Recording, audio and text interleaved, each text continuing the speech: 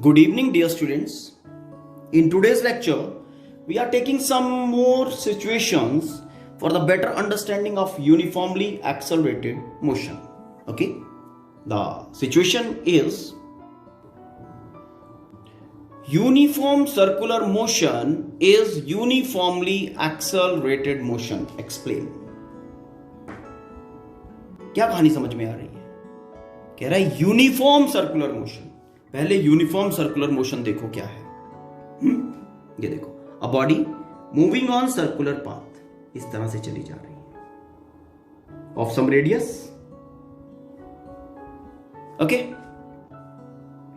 Centre done. At this point उसका जो speed है वो है 3 मीटर पर सेकेंड. ओके, यहां भी 3 मीटर पर सेकेंड, यहां भी 3 मीटर पर second.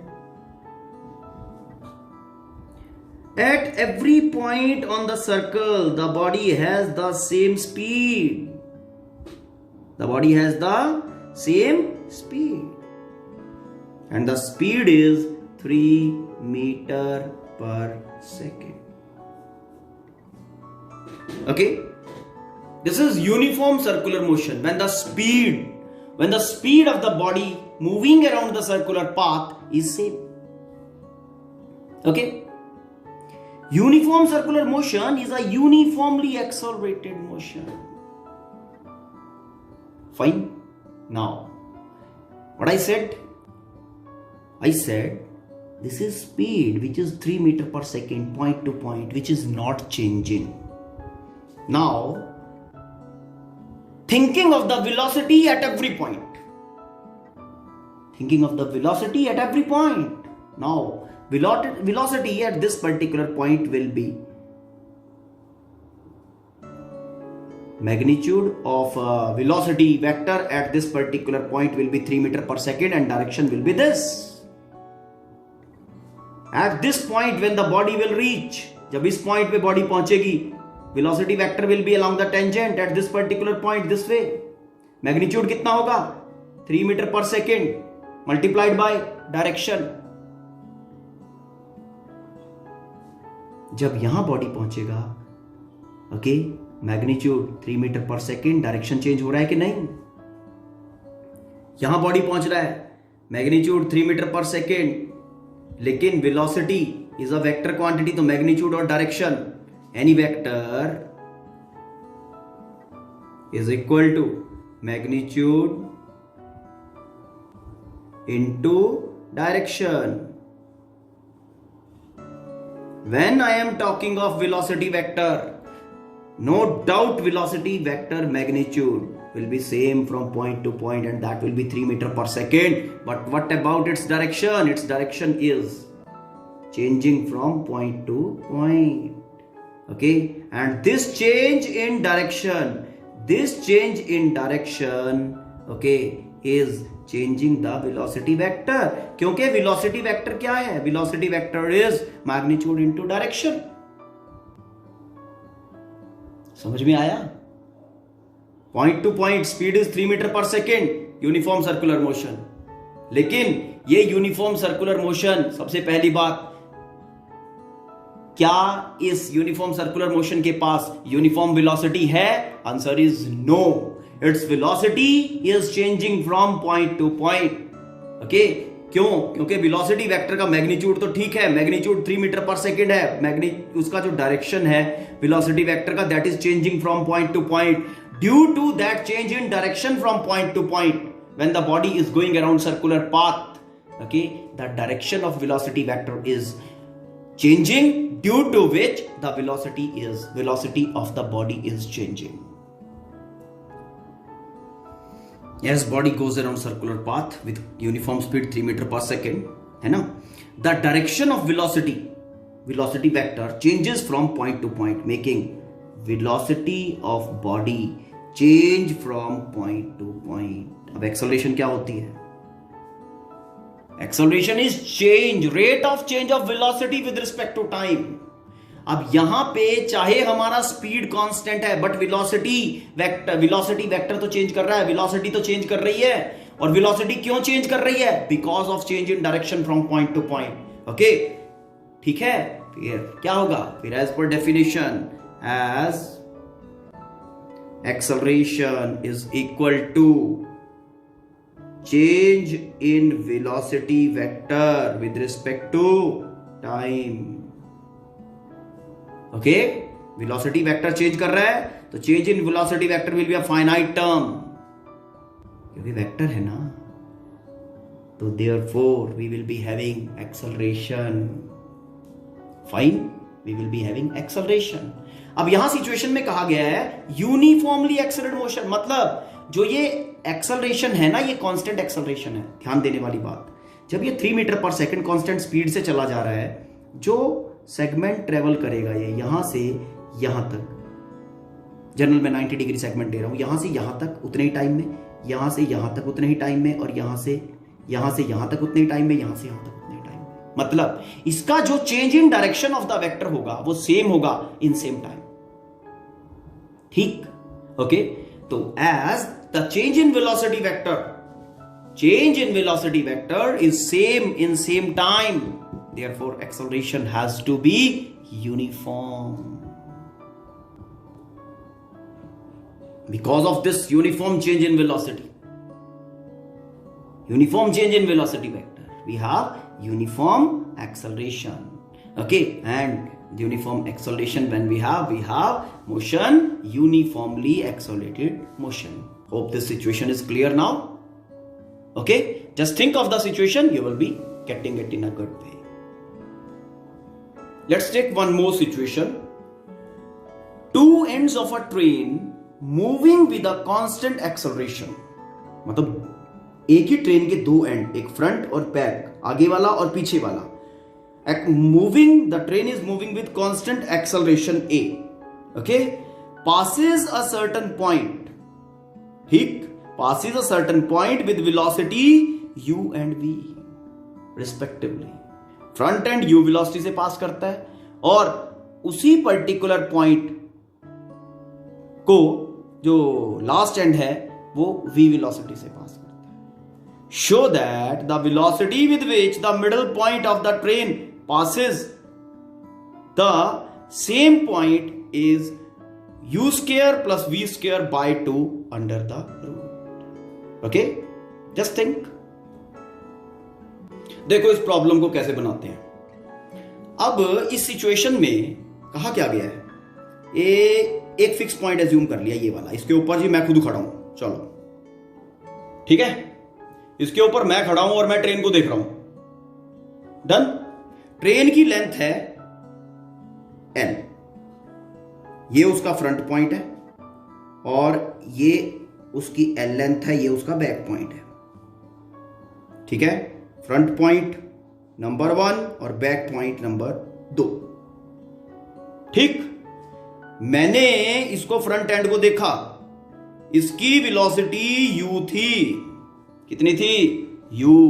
The train is accelerating uniformly, train is accelerating uniformly, constant acceleration a के साथ आगे बढ़ रही है। ठीक है, अब मेरे सामने से जब ये ट्रेन u वेलोसिटी से ये वाला एंड इसका निकल गया, अब एक्सेलरेट भी कर रही है, तो जो अगले पॉइंट आएंगे उनकी वेलोसिटी ज्यादा ज्यादा ज्यादा ज्यादा ज्यादा ज्यादा ज्यादा और ज्यादा और ज्यादा और ज्यादा और ज्यादा, और जब ये 2 पॉइंट मेरे पास पहुंचेगा इसकी वेलोसिटी सबसे ज्यादा है ना। क्यों सबसे ज्यादा? क्योंकि उसके बाद तो ट्रेन ही खत्म हो गई है ना। पर ये u से ये मैक्सिमम वेलोसिटी बनने में कितनी लेंथ ट्रेवल हुई है, सोच सकते हो इसके बारे में? हाँ, ये देखो मेरे सामने से मान लिया ये ट्रेन कितनी है भाई, ये ट्रेन L लेंथ की है। ठीक, ओके, मैंने इसको 0 मान लिया, L लेंथ की ट्रेन है। अब मेरे सामने ये 0 है, जब ये ट्रेन आगे जा रही है तो मेरी आंखों के सामने से कितनी लेंथ निकलेगी? L length. L लेंथ के बाद ये वाला पॉइंट आएगा। इसका मतलब जो सिचुएशन बनी कि ये एक बॉडी है, ये वाली एक बॉडी है, उसका वेलोसिटी u है, एल लेंथ ट्रेवल करने के बाद कांस्टेंट एक्सेलरेशन के साथ उसकी वेलोसिटी v बन जाती है। मैंने एक ही बॉडी मान ली, ठीक है तो ट्रेन है पूरी, पहला पॉइंट दूसरा पॉइंट, ठीक। मैंने क्या किया, एक ये बॉडी एक मान ली कि ये एल लेंथ ट्रेवल करके, ठीक है ना, एल लेंथ ट्रेवल करके जब इसकी वेलोसिटी u थी, एल लेंथ ट्रेवल करने के बाद इसकी वेलोसिटी v हो जाती है। शायद सिचुएशन बनी हो दिमाग में, ठीक है, ओके। तो अगर ऐसा हुआ है तो क्या हुआ है, इनिशियली वेलोसिटी u थी, फाइनली v हो गई, एल लेंथ ट्रेवल करने के बाद एक्सेलरेशन a के साथ, तो v square minus u square is equal to 2as। कितना डिस्प्लेसमेंट हुआ l, ठीक है। अब यहां से एक्सेलरेशन की वैल्यू आ गई तुम्हारी, acceleration is equal to v square minus u square by 2l। Situation 1 acceleration, ये तुम्हारे ट्रेन की एक्सेलरेशन आ गई, ठीक। अब क्या चाहिए, अब चाहिए मुझे कि ये जो मिड पॉइंट मेरी आंखों के सामने से गया, ये मिड पॉइंट, इस मिड पॉइंट की कितनी वेलोसिटी थी, ठीक है। इस मिड पॉइंट की वेलोसिटी मान लेते हैं v1 थी, कितनी, v1। ये v1 फाइंड करनी है।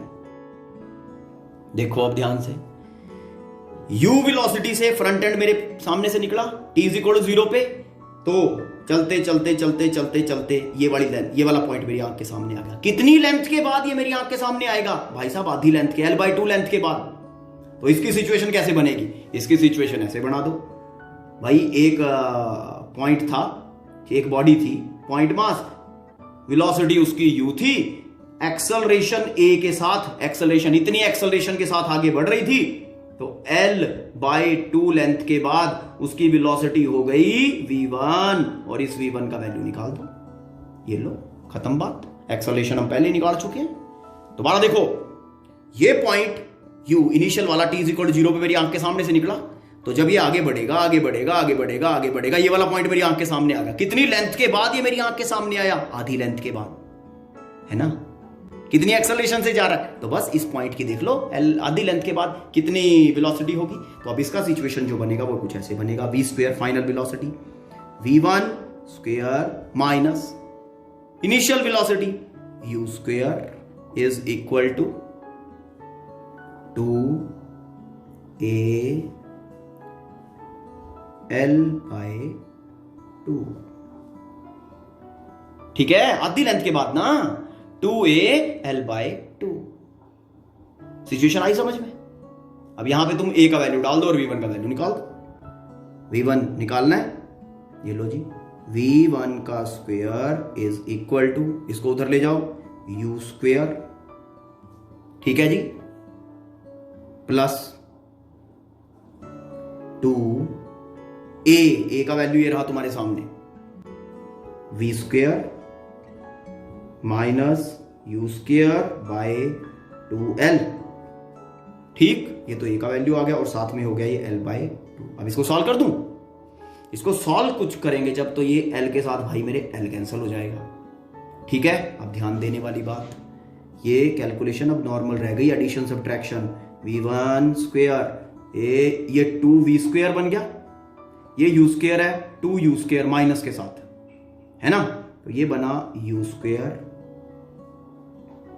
प्लस 2v स्क्वायर, फिर ये माइनस 2u स्क्वायर, डन है। और कुछ डिवाइड बाय 2 हो, तो ये डिवाइड बाय इस टर्म के साथ आ रहा है भाई, ये लो, ये 2 और ये 2 डिवाइड बाय 4, ठीक है। ये इसका एलसीएम लिया 4 और इसको सॉल्व कर दिया, इज इक्वल टू v1 का स्क्वायर, और आपके पास सिचुएशन जो बन गई वो बना v1 square is equal to 4u square minus 2u square, तो ये बन गया 2u square plus 2v square divide by 4, यही बना, 2 कैंसिल हो गया। This implies v1 under root इधर ले आते हैं, ठीक है, ये 2 और इसके साथ उड़ा दो, u square plus v square by 2 cancel हो गया, रूट में आ गया, ठीक है।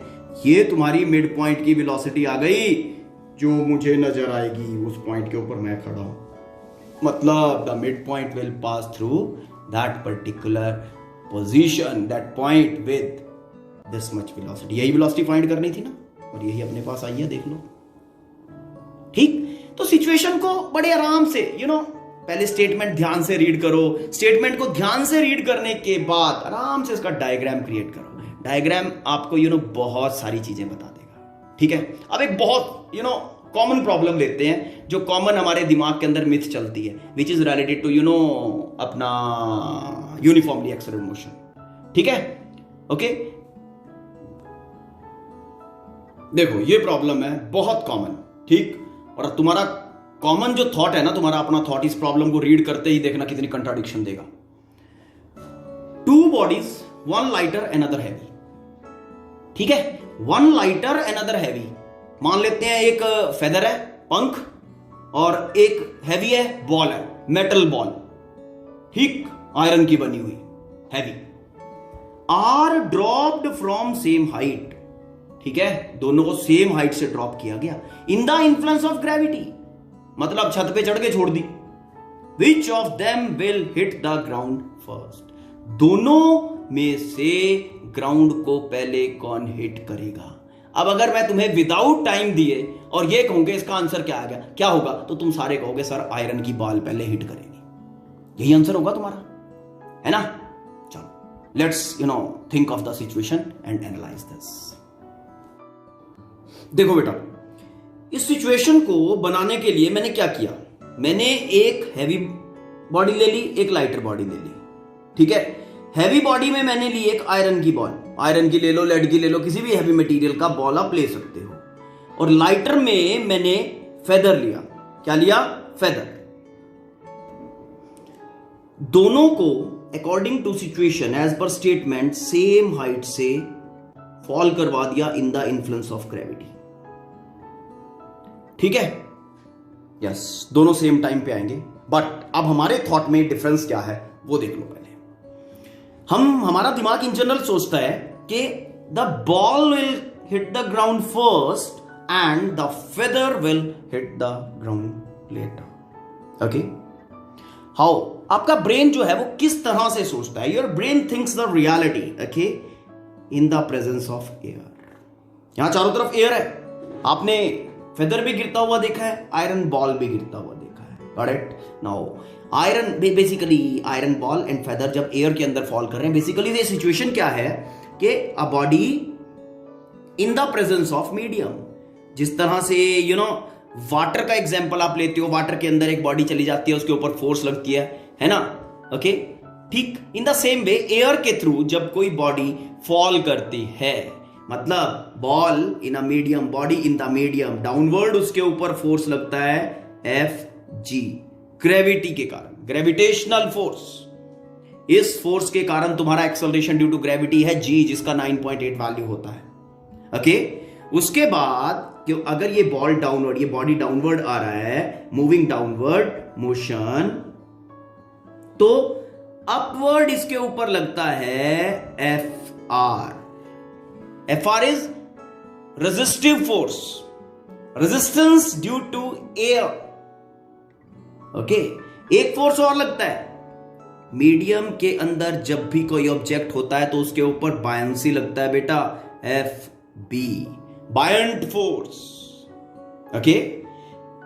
बायंट फोर्स है ना, जब पूल के अंदर कोई बॉडी होता है तो हल्का लगता है ना, that is the same force, buoyant force. अब थ्रस्ट भी इसको कहते हैं, ओके। तो जो सिचुएशन हम सोचते हैं बेसिकली एयर के प्रेजेंस में, एयर में जब बॉडी होती है, body in medium, medium is air, तो उसके ऊपर इतने सारे फोर्सेस लग रहे होते हैं, ठीक है ना, मतलब अदर देन ग्रेविटेशनल फोर्स उसके ऊपर ये 2 फोर्सेस भी लग रहे हैं, ठीक है। तो when this iron ball is falling down side, ठीक, in the presence of air, got it, तो एयर रेजिस्टेंस और बायंसी रोल प्ले करते हैं, क्योंकि Fg, क्योंकि डाउनवर्ड फॉल कर रहा है अपने आप, Fg इसका मतलब ज्यादा है in comparison to upward forces, gravitational force, इस कारण से नेट डाउनवर्ड फोर्स के कारण ये नीचे गिर रहा है, ये भी और ये भी दोनों नीचे गिर रहे हैं। लेकिन दोनों सिचुएशंस में डिफरेंस क्या है, ये पीछे क्यों रह गया? ये पीछे इसलिए रह गया कि इसके केस में क्योंकि इसका कॉन्टैक्ट एरिया एयर के साथ ज्यादा है। ओके, क्या बोला? इसका कॉन्टैक्ट एरिया एयर के साथ ज्यादा है, तो ज्यादा कॉन्टैक्ट एरिया होने के कारण ये जो रेजिस्टेंस है, एयर रेजिस्टेंस, ओके, ये एयर रेजिस्टेंस भी ज्यादा होता है in comparison to ball. Okay, and ये बायंट फोर्स जो है ये भी इन कंपैरिजन टू बॉल ज्यादा होती है, ठीक, लेकिन इतनी ज्यादा नहीं होती है कि Fg से ज्यादा हो जाए। नो, Fg के कंपैरिजन में दोनों का सम स्मॉल रहता है, ठीक। तो मतलब मेरा कहने का क्या है, दोनों के केस में जो हमारा Fg है दैट इज सेम, लेकिन यहां पे जो अपवर्ड फोर्सेस लग रही हैं वो आयरन बॉल के केस में क्या है? स्मॉल है, ठीक, क्योंकि एरिया इसका कम है और इसका एरिया थोड़ा जरा स्प्रेड ज्यादा है, इस कारण से यहां पे एयर रेजिस्टेंस और बायंसी ज्यादा है, ठीक है। तो net downward force iron ball के ऊपर ज्यादा लग रहा है, नेट डाउनवर्ड फोर्स इसके ऊपर ज्यादा लग रहा है, इस कारण से ये फास्टर नीचे आता है। नेट डाउनवर्ड फोर्स इसके ऊपर कम लग रहा है फेदर के ऊपर, ठीक है ना, तो ये थोड़ा कम धीरे धीरे नीचे आता है, इस कारण से ज्यादा टाइम लेता है in the scenario when air is there, ठीक है। लेकिन अगर हम एयर को गायब कर दें, व्हेन नो एयर वाला scenario, in no air scenario only one force act on the body, one force act on the body, ये दोनों फोर्सेस गायब हो जाएंगी, ये भी मीडियम के ऊपर डिपेंड करती है, ये भी मीडियम पे डिपेंड करती है, दोनों गायब हो गई और सिर्फ एक ही फोर्स लगेगी, that will be Fg। Okay, अगर ये डाउनवर्ड फोर्स, ठीक है, लग रही है, डाउनवर्ड फोर्स कौन सी है? Fg, दोनों फोर्सेस गायब हो गई, अब ये जो फॉल करेगा 9.8 मीटर पर सेकेंड स्क्वायर, ठीक है ना, इतने एक्सेलरेशन से डाउनवर्ड फॉल करेगा, ओके, और तब ये सिचुएशन ऑफ क्या होगा? फ्री फॉल होगा। समझ में आया? Situation of free fall, done. अब यही तो सिचुएशन कहा, in the body is falling in the influence of gravity, ये दो फोर्सेस की बात नहीं है, मतलब in the absence of air this question is asked basically, okay. तो अब इस सिचुएशन में when no air is there, तो क्या होता है? अब ये सेम हाइट से हमने इसको दोनों को फॉल कराया, कोई भी मासेस है हमारे पास, सेम हाइट से यहां से ड्रॉप करवा दिया, तो initial velocity is equal to 0, दोनों को सेम हाइट ट्रेवल करना है, same height is to be travelled, okay, same, and downward जो है acceleration is equal to G, तो डिस्प्लेसमेंट डाउनवर्ड है H, सब कुछ डाउनवर्ड है ना, ओके। तो टाइम की बात करें, हम मान लिया T टाइम लगता है, देखते हैं किस केस में ज्यादा लगेगा, डिपेंड करता है क्या मास के ऊपर, लेट अस सी। तो S is equal to U T plus half A T square. S कितना है? डाउनवर्ड, H पॉजिटिव, क्योंकि डाउनवर्ड डाउन पॉजिटिव लेंगे, ठीक है। U 0 plus half acceleration is G, ओके, टाइम स्क्वायर, तो H is equal to half GT square. क्या ये कहीं मास के ऊपर डिपेंड कर रहा है? Answer is no. देखो ध्यान से, it is depending only on height, okay, height G दोनों के केसेस में सेम होगा, therefore both the body should be reaching the ground same time, ठीक है। इसको एक्सपेरिमेंटली भी मैं यहां पे इस वीडियो में शो करूंगा, ठीक है ना। एक एक्सपेरिमेंट कंडक्ट किया था एक बहुत पॉपुलर लैब ने, फाइन, वो मैं इसके साथ अभी फर्दर अटैच कर रहा हूं वीडियो, ठीक है ना। You just watch the video till and, okay, you will be able to understand this particular thing in a very good way, okay, और आपको खुद astonishing लगेगा, देखो कि the things are happening in such a way जैसा कि हम कभी सोच ही नहीं रहे थे, fine, okay। तो as I think you have understood the thing, now let's watch that particular video showing that particular experiment.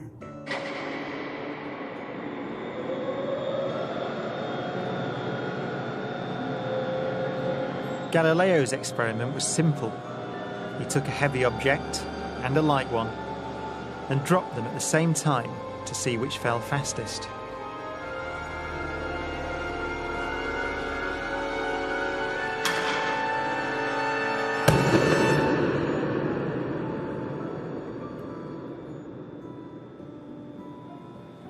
Now, in this case, the feathers fell to the ground at a slower rate than the bowling ball because of air resistance.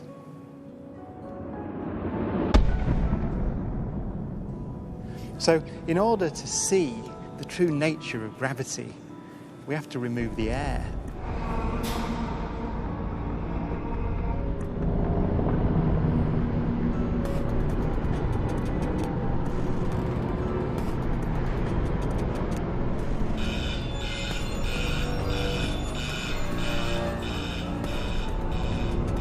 It takes 3 hours to pump out the 800,000 cubic feet of air from the chamber.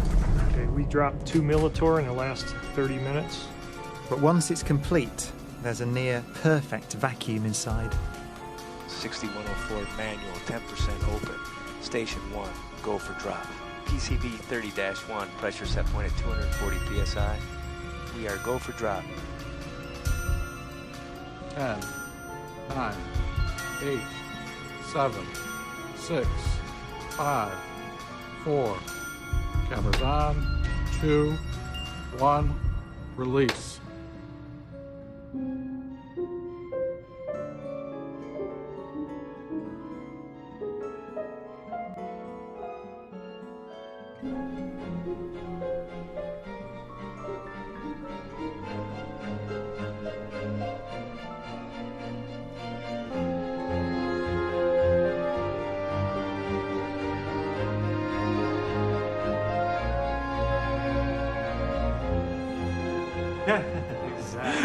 Exact.